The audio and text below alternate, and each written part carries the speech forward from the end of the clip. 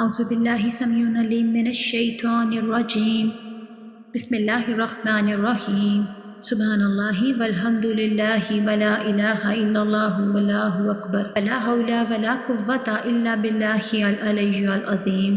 السلام علیکم ورحمۃ اللہ وبرکاتہ۔ حدیث نمبر 96۔ حضرت صلی اللہ علیہ وسلم نے فرمایا کہ 3 آدمیوں کو دوہرا ثواب ملے گا۔ ایک تو اہل کتاب یہود و نصارہ میں سے وہ شخص جو اپنے پیغمبر پر ایمان لایا اور پھر محمد صلی اللہ علیہ وسلم پر ایمان لایا۔ دوسرے وہ غلام جو اللہ کا حق ادا کرے اور اپنے مالکوں کا بھی۔ اور تیسرے وہ شخص جس کے پاس ایک لونڈی ہو، وہ اس سے بھی صحبت کرتا ہو، پھر اس کو اچھی طرح ادب سکھائے اور اچھی طرح تعلیم کرے اور آزاد کر کے اس سے نکاح کر لے تو اس کو دوہرا ثواب ملے گا۔ حدیث نمبر 98۔ ابن عباس رضی اللہ تعالیٰ عنہ سے سنا کہ انہوں نے کہا کہ میں حضرت صلی اللہ علیہ وسلم پر گواہی دیتا ہوں کہ حضرت صلی اللہ علیہ وسلم مردوں کی صف سے نکلے اور آپ صلی اللہ علیہ وسلم کے ساتھ بلال رضی اللہ تعالیٰ عنہ تھے۔ آپ صلی اللہ علیہ وسلم کا خیال ہوا کہ عورتوں تک میری آواز نہیں پہنچی، پھر آپ صلی اللہ علیہ وسلم نے عورتوں کو نصیحت کی اور ان کو خیرات کرنے کا حکم دیا۔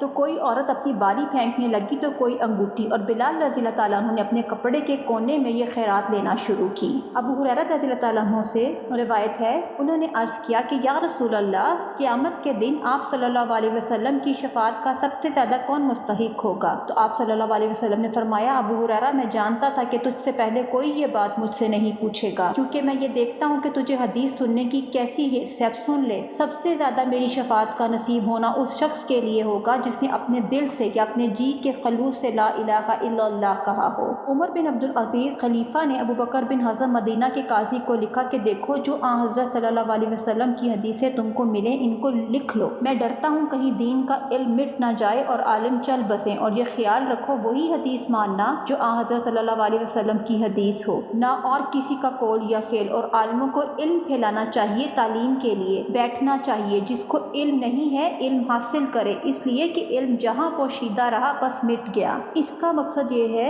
کہ ہم میں سے سب کو جو بھی ہم سنیں، چاہے وہ قرآن پاک کی ایک ہی آیت کیوں نہ ہو، ہمیں وہ لوگوں تک ضرور پہنچانی چاہیے، کیونکہ اللہ کوانٹٹی نہیں دیکھتا، اللہ کوالٹی دیکھتا ہے۔ مطلب اگر ہم خلوص دل سے کوئی چھوٹی سی بات بھی جو اچھی ہے اور جو کہ صحیح ہے اگر ہم لوگوں تک پھیلائیں گے تو وہ ہمارے لیے صدقہ جاریہ ہوگا اور ہمیں اس کا بہت ثواب ملے گا۔ تو علم کی بات، اور خاص طور پر نبی پاک صلی اللہ علیہ وسلم کی جتنی احادیث ہیں وہ ہم سب کو اگر پتہ ہے یا ہم کوئی سنتے ہیں تو ہمیں اس کو لوگوں کے ساتھ شیئر کرنی چاہیے۔ یہ وہ ثواب ہے جو قیامت تک ہمارے لیے لکھا جائے گا۔ تو اس لیے ہمیں سے جس شخص کو کوئی بھی اچھی بات پتہ ہے تو وہ ہمیں پھیلانی چاہیے، کیونکہ اگر ہم پھیلائیں گے نہیں اور تو اس طرح سے علم جو ہے وہ سمٹتا بالکل مٹ جائے گا۔ تو علم کو پھیلاتے رہنا چاہیے، جو بھی چیز پھیلتی ہے وہ لوگوں میں عام ہونا شروع ہو جاتی ہے۔ اس کے بعد حدیث نمبر 100۔ حضرت عبداللہ بن عمرو بن عاص سے کہا کہ میں نے سنا حضرت صلی اللہ علیہ وسلم سے کہ آپ صلی اللہ علیہ وسلم فرماتے تھے کہ اللہ دین کا علم بندوں سے چھین کر نہیں اٹھائے گا، بلکہ عالموں کو اٹھا کر علم کو اٹھا لے گا۔ جب کوئی عالم باقی نہیں رہے گا تو لوگ جاہلوں کو سردار یعنی اپنا پیشوا بنا لیں گے، ان سے مسئلے پوچھیں گے اور وہ بے علم فتوے دیں گے، آپ بھی گمراہ ہوں گے اور دوسروں کو بھی گمراہ کریں گے۔ یہ تنبیہ ہے ہم سب کے لیے کہ ہم سب کو چاہیے کہ علم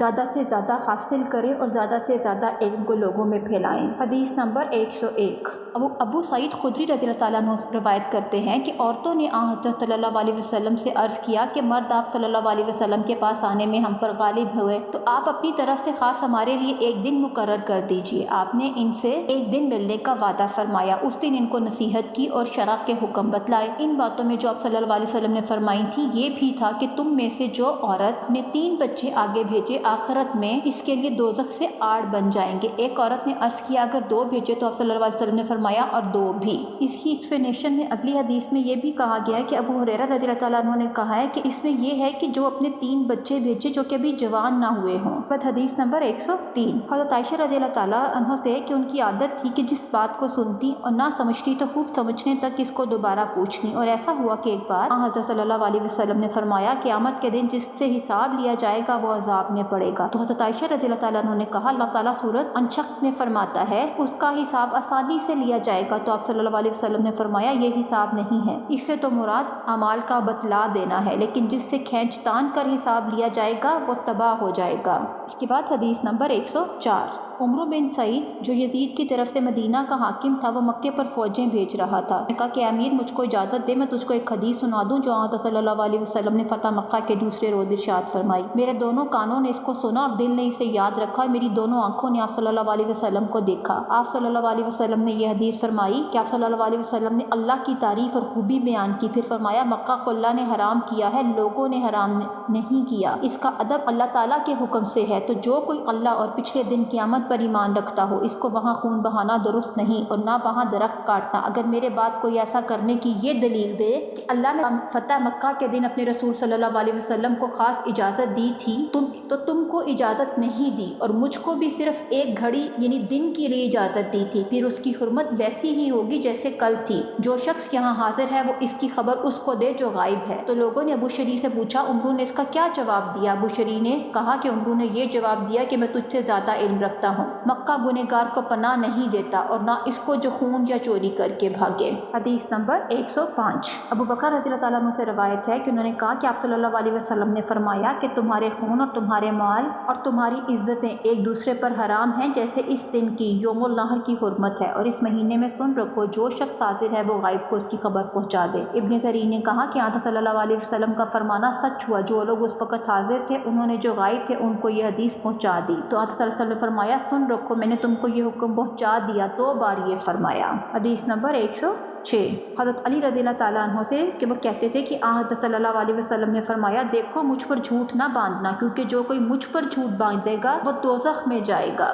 کہ حضرت صلی اللہ علیہ وسلم فرماتے تھے کہ جو کوئی مجھ پر وہ بات لگائے جو میں نے نہیں کی تو وہ اپنا ٹھکانہ دوزخ میں بنا لے، اور یہ حدیث نمبر 109 میں بھی بیان کیا گیا ہے۔ اس کے بعد حدیث نمبر 110 ہے۔ حضرت صلی اللہ علیہ وسلم نے فرمایا کہ میرے نام پر نام رکھو، محمد اور احمد نام رکھو، اور میری کنیت ابو القاسم نہ رکھو، اور یہ سمجھ لو کہ جس نے خواب میں مجھ کو دیکھا بے شک اس نے مجھ ہی کو دیکھا، کیونکہ شیطان میری صورت نہیں بنا سکتا، اور جو جان بوجھ کر مجھ پر جھوٹ باندھے وہ اپنا ٹھکانہ دوزخ میں بنا لے۔ ان ساری احادیث کو سنانے کا مقصد یہ ہے کہ ہمیں یہ پتہ چلے کہ نبی پاک صلی اللہ علیہ وسلم کی زندگی کیسی تھی، وہ اپنی زندگی کس طرح سے گزارتے تھے، اور وہ ہمیں کس طرح کی زندگی گزارنے کی تاکید کر کے گئے ہیں، اور یہ ساری جو سنت ہے وہ ہمیں ان کی احادیث کی کتابوں سے ہی ملے گی۔ اس لیے ہم سب کو نبی پاک صلی اللہ علیہ وسلم کی حدیث کو سننا چاہیے، سمجھنا چاہیے، اور جہاں تک ہو سکے ہمیں اس پر کوشش کر کے عمل کرنا چاہیے، کیونکہ کسی بھی علم کا مقصد علم کو حاصل کرنا یا اپنی یادداشت کا حصہ بنانا نہیں ہے، بلکہ علم کا مقصد علم کو حاصل کر کے اپنی زندگیوں میں اس کو